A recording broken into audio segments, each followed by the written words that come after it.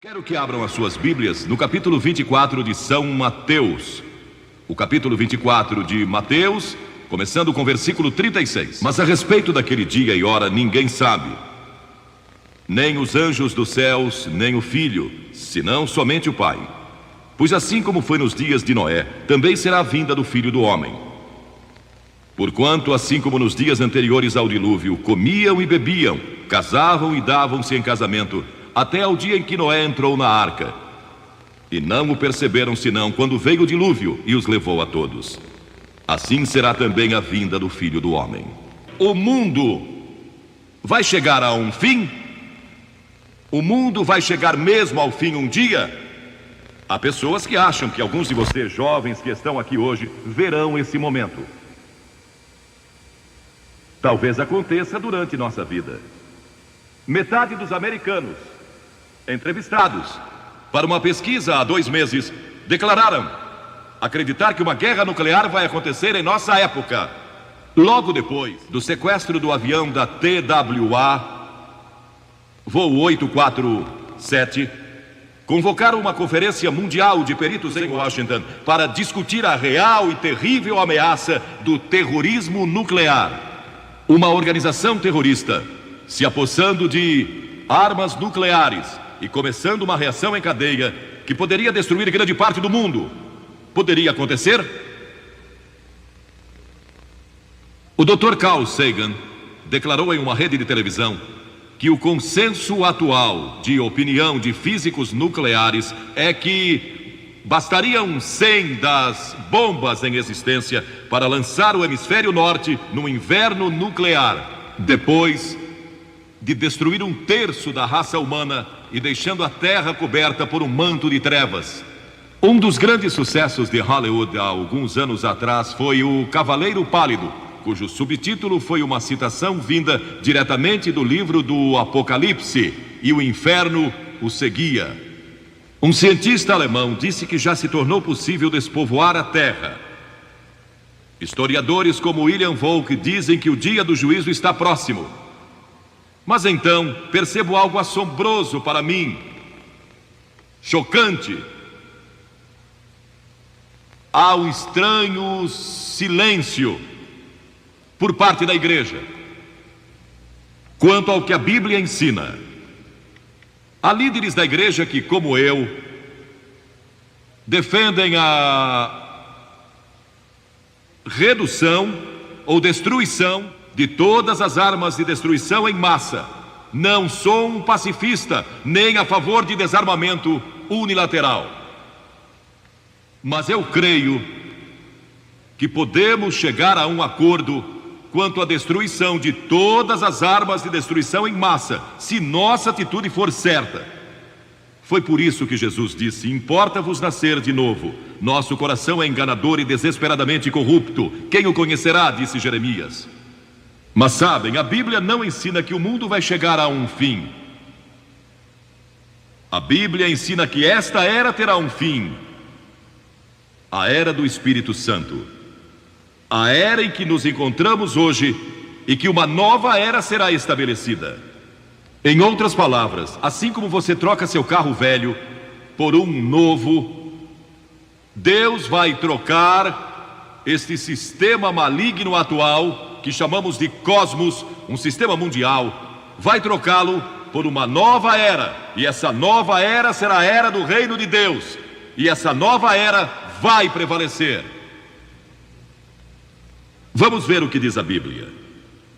O Novo Testamento menciona o novo nascimento 9 vezes, arrependimento 70 vezes, batismo 20 vezes, mas alguém disse, eu não contei, por isso não sei se isso é um exagero ou não. Mas alguém declarou que a segunda vinda de Cristo é mencionada mais de 380 vezes. O que eu sei é que é mencionada com frequência. Cristo disse, como foi nos dias de Noé, também será a vinda do Filho do Homem. Agora, a história de Noé popularizou-se novamente na ficção e em quadrinhos. O quadro da civilização nos dias de Noé está descrito no livro de Gênesis, em seu 6º capítulo. Diz que o povo era cheio de maldade, imaginações perversas, corrupção, violência. Toda a imaginação dos seus corações era má. Isso não se parece com nossos dias?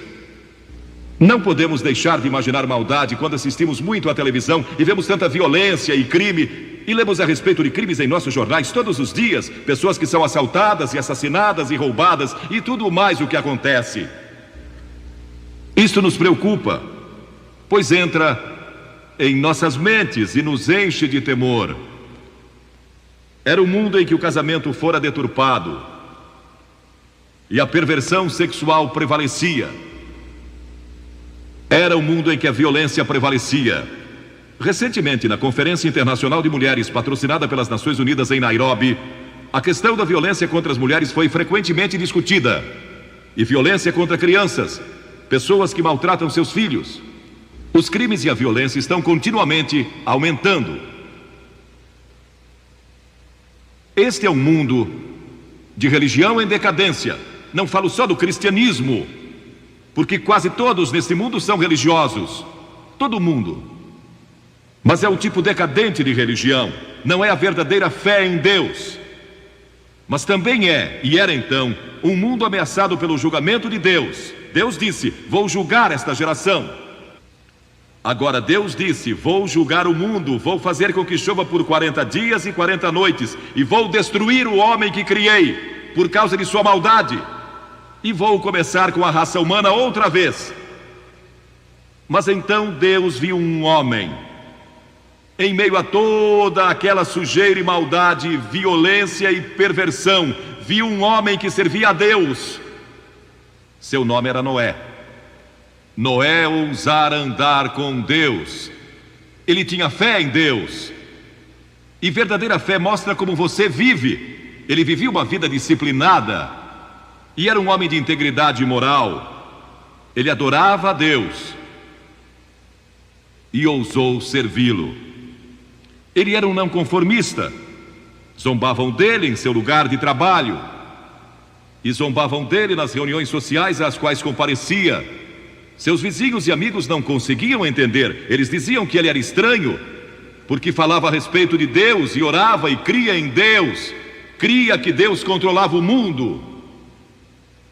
A Bíblia diz que pela fé, Noé, note, pela fé Noé, sendo advertido por Deus sobre coisas que ainda estavam por vir, movido de temor, preparou uma arca. Deus disse: vou mandar um dilúvio, mas tenho que salvar Noé e sua família. Noé vive para mim, e Deus não pode julgar uma pessoa que vive para Ele. Uma pessoa que chegou a Cristo e à cruz, que recebeu o perdão dos pecados e que vive para Jesus Cristo, não pode ser julgada. Já nenhuma condenação há para os que estão em Cristo Jesus. Você nunca comparecerá diante do trono do juízo. Se crê em Cristo, Ele é seu lugar de refúgio. E Noé não podia ser julgado. Então Deus disse: preciso achar um meio de salvar Noé e sua família. Então Deus veio a Noé um dia e disse: Noé, eu vou destruir o mundo e começar outra vez. Quero que construa um grande navio e que o faça de cipreste. Cubra-o de piche por dentro e por fora. Faça-o de 150 metros de comprimento, 25 de largura e 15 de altura, com 3 andares, e põe uma janela e uma porta. E comece logo. Vocês podem imaginar como aquele povo zombou? Construir um imenso navio, tão grande quanto o moderno transatlântico, no meio do deserto, onde nem havia água. Mas Noé, eu imagino, era membro do sindicato, então conseguiu alguns operários e começaram a construir aquele navio. E imagino que tenha se tornado uma grande atração turística, como a Disneylândia. Pessoas vinham de todo lugar para ver aquele homem maluco construindo um navio no meio do deserto. E sua única base era a palavra de Deus, nada mais. Agora, hoje em dia, você e eu temos a palavra de Deus que prediz o futuro juízo de Deus sobre o mundo. Mas também temos todas as evidências científicas que pode acontecer. E provavelmente vai acontecer, de acordo com muitos dos nossos cientistas e líderes políticos. E se houve uma época em que o coração dos homens tremeu de temor devido à incerteza do futuro, sem que ninguém soubesse o que fazer, é hoje.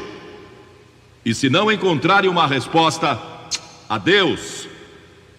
Isso se Deus não intervir. E é exatamente o que vai acontecer. Deus vai intervir. Cristo vai regressar. E esta é a gloriosa esperança que todos temos no coração.